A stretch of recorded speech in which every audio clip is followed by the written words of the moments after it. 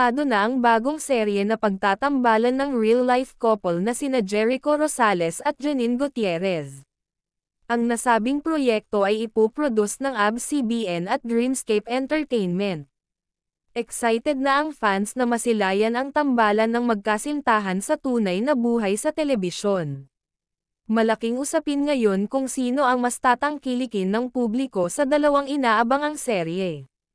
Kasabay kasi nito ay ang bagong serye rin nina Kim Chiu at Paolo Avellino na may pamagat na The Alibi.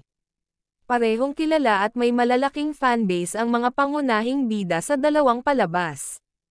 Pinag-uusapan na rin sa social media kung alin ang mas magiging patok sa masa. Ang chemistry ni Jericho at Janine ay inaabangan dahil ito ang kanilang unang proyekto bilang couple.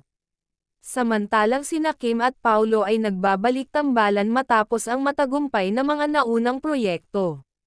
Tiyak na magiging mainit ang labanan sa ratings at streaming views sa pagitan ng dalawang serye.